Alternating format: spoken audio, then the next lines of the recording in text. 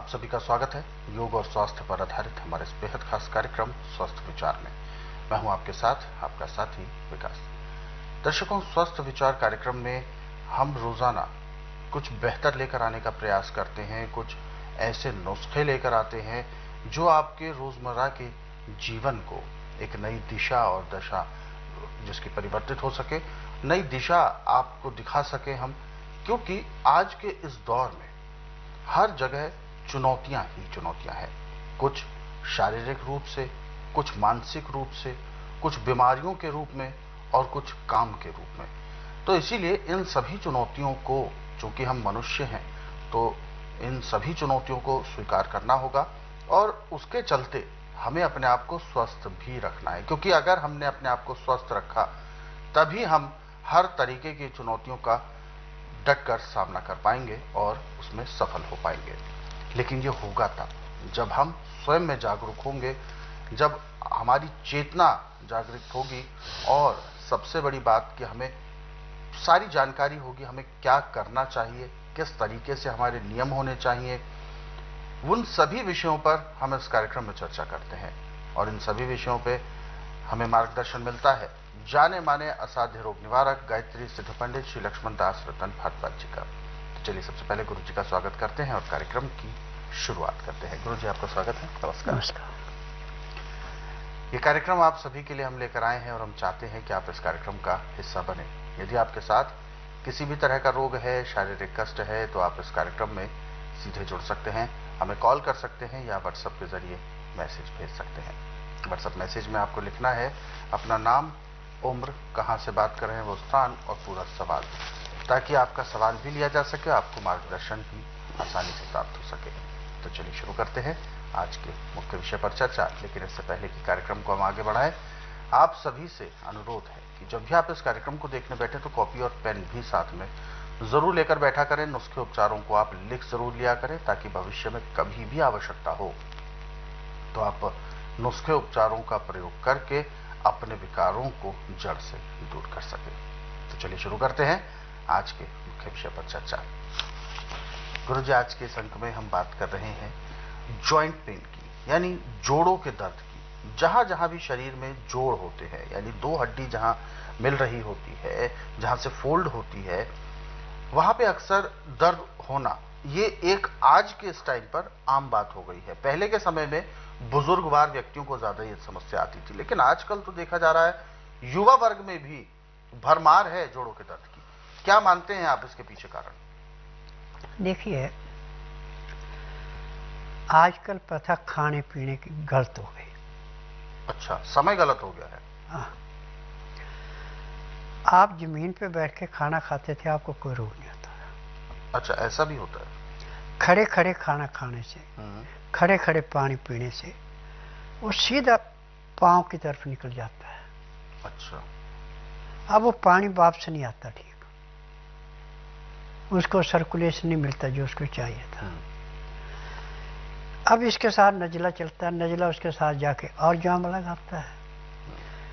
फिर डॉक्टरों की स्टोरी होगी, कॉटेज घिस गया, ग्रीस खत्म होगी, छत्ती बांधने। ऐसा कुछ नहीं होता, ये सब बकवास है। अब दर्द चाहे किसी भी किस्म से है, इसमें आपको थोड़ा सा नुस्खा अपनाना है। सिंधा नमक पीस करके रख लें, तिल का तेल ला के रख लें। काले तिल का तो सोने पे सुहागन है, सफेद तिल का ले लो।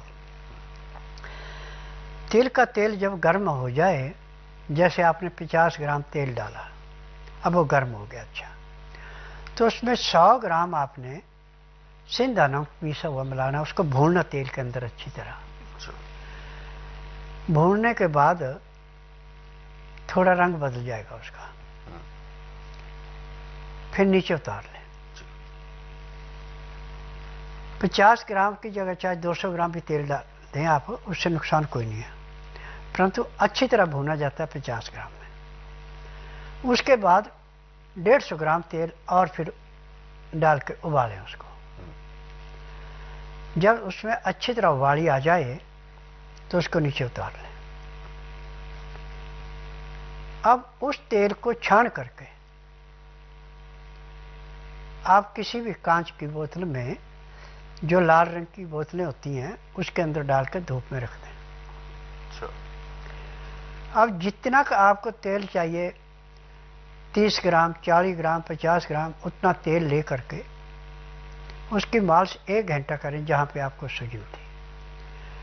और जो आपका नमक है उसको हल्का गर्म करके उस पर लेप करके ऊपर से डॉक्टर वाली रुई रख के खाकी रंग की सेलो टेप से पट्टी कर दें। दर्द तो आपका पट्टी करने के आधे घंटे के अंदर अंदर खत्म हो जाएगा, दर्द नहीं महसूस होगा और जो सूजन थी उतरना शुरू हो जाएगी। अब ये दूसरी पट्टी आप 12 घंटे बाद दोबारा कर दें, उसको उतार दें, उस नमक को फेंक दें और जो रुई थी उसमें रखी हुई उसको फेंक दें। दूसरी रुई ले लें, नमक को फिर गर्म करें, गर्म करके उसको पहले तेल की मालिश कर लें, फिर उसका लेप करके फिर दोबारा वैसे बांध दें। 24 घंटे में आपका दर्द आधे से ज़्यादा कम हो जाएगा यदि पट्टी ना भी बांधेंगे तो भी। परंतु पट्टी आपने 15 दिन तक लगातार बांधनी है। 15 दिन में 30 पट्टियाँ होंगी। 30 पट्टियों में आपके घुटनों का दर्द या और भी कहीं दर्द है तो ऐसे समाप्त हो जाएगा जैसे जलती अग्नि में पानी डाल के अग्नि शांत हो गई। तो इस चीज़ पे खास ध्यान देना है कि जो भी मैं नुस्खा बोलता हूँ, ये पत्थर पे लकीर है। पत्थर को जितना मर्जी तोड़ दो परंतु लकीर मिटेगी नहीं। ये रोग को जड़ से खत्म कर देगा, दर्द रहने नहीं देगा। ना कॉटेज का नुस्खा है, ना ग्रीस का नुस्खा है, यह नुस्खा आपके गलत खान पान का। ठंडा पानी, तली हुई चीज़ें, मैदे की चीज़ें, बेटैमा खाना, अधिक चाय, कॉफ़ी, इनका प्रयोग करना ये ज़्यादा नुकसान करता है।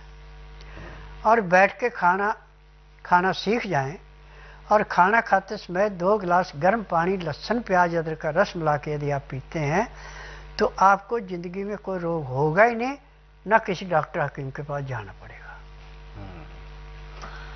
यहाँ पर एक चीज़ और मैं पूछना चाहूँगा गुरुजी, आपने उपचार में एक विशेष कहा कि लाल रंग की कांच की शीशी में तेल को रखना है, क्या उसके पीछे कोई विशेष महत्व है?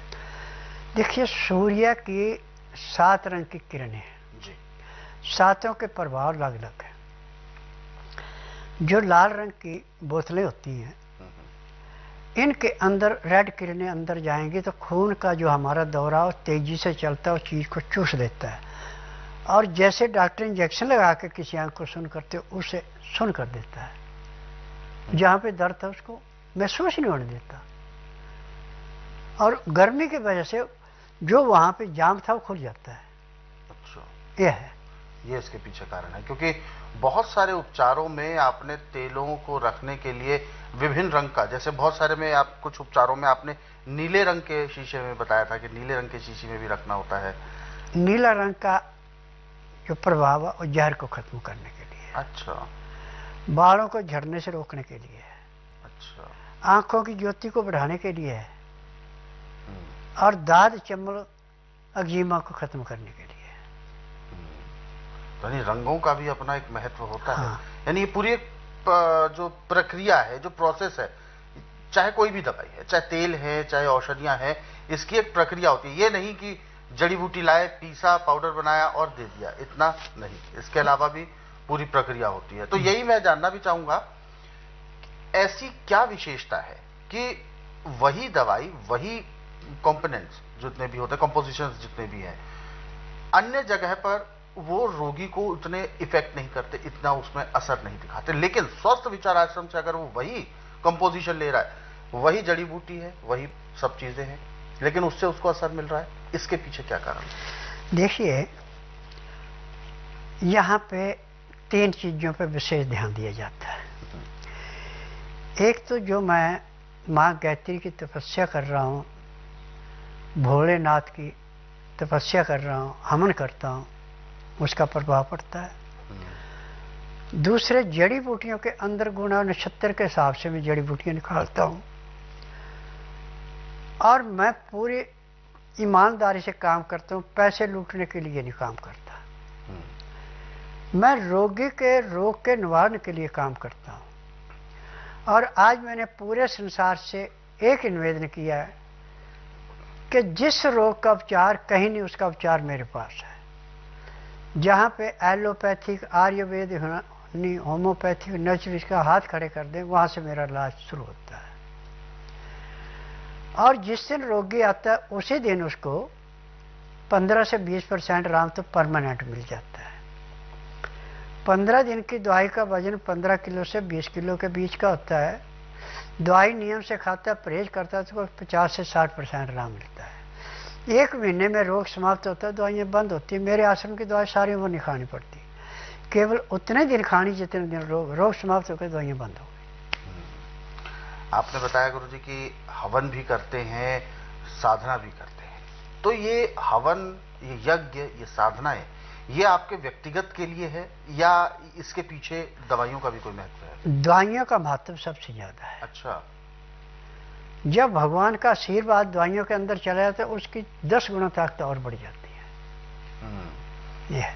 तो यानी आरोग्यता के लिए और सर्वे संतु सुखनाम, सुखनाम इसीलिए किया जाता है कि सभी लोग सुखी रहे, इसके लिए हवन भी होता है। बहुत अच्छी बात है। तो दर्शकों, ये चीजें हमें ध्यान देनी है कि हमें निरोगी कैसे रहना है। और चूंकि शास्त्रों में भी ये बात बिल्कुल लिखी है, सर्वे संतु निरामया, हर किसी को निरोगी रहना है, यही हमारी कामनाएं भी हैं, यही हमारी शुभकामनाएं हैं। तो ऐसे में आप सभी लोग निरोगी रहें, इसके लिए समय समय पर जो आपको जो नुस्खे उपचार बताए जाते हैं, ये आप सभी के लिए बहुत ज़्यादा उपयोगी हैं।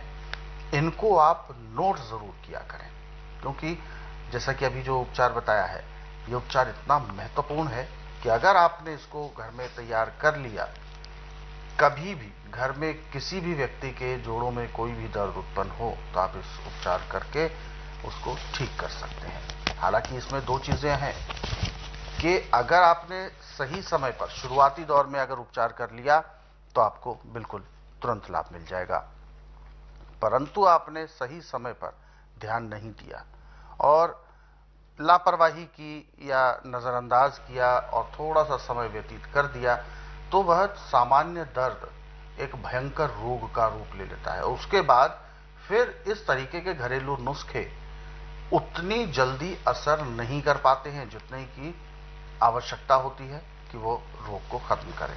तो इन छोटी छोटी बातों का अगर आप ध्यान रखेंगे तो यकीनन आप अपने आप को स्वस्थ और तंदुरुस्त बनाए रखने में सफल हो सकेंगे। और दर्शकों, यदि आप हमारे इस कार्यक्रम से जुड़ना चाहते हैं, किसी भी तरह का कोई सवाल आपके जहन में है, आपके शारीरिक कष्टों को, तो आप हमें कॉल करें या इस मंच के माध्यम से आप अपने सवाल को भी रख सकते हैं, गुरुजी से सीधे बात कर सकते हैं। हमें व्हाट्सएप मैसेज आप कर सकते हैं, उसमें लिखें अपना नाम, उम्र, कहां से बात कर रहे हैं वो स्थान और पूरा सवाल।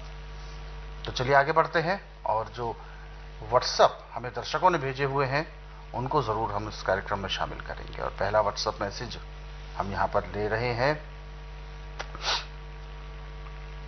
हाँ, ये मैसेज हमें सुभाष चंद्र जी का आया है,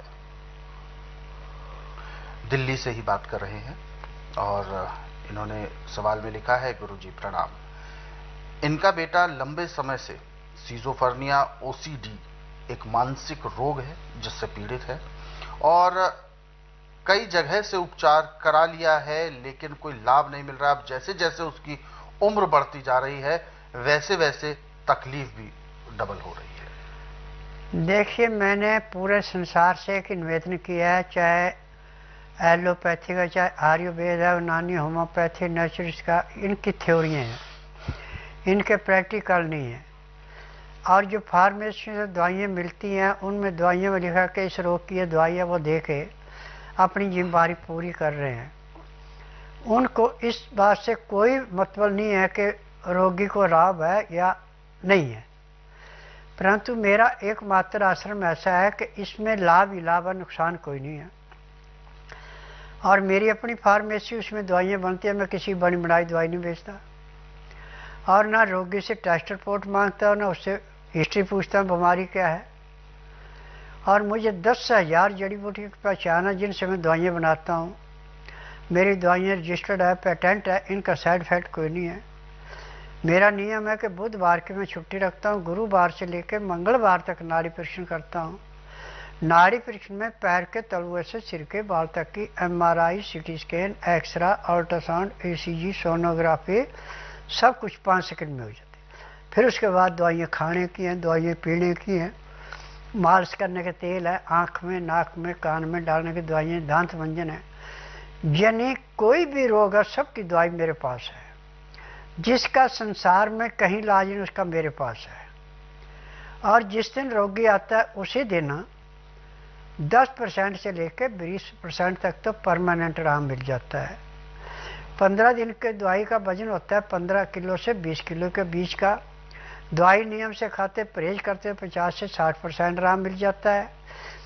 1 महीने में रोग समाप्त होता है, दवाइयाँ बंद हो जाती हैं। मेरे आश्रम की दवाई सारी उम्र नहीं खानी पड़ती, केवल उतने दिन खानी जितने दिन रोग है। रोग समाप्त हो गया, दवाइयाँ बंद हो गई। तो ये समस्या आपकी बिल्कुल दूर होगी और इसके लिए आप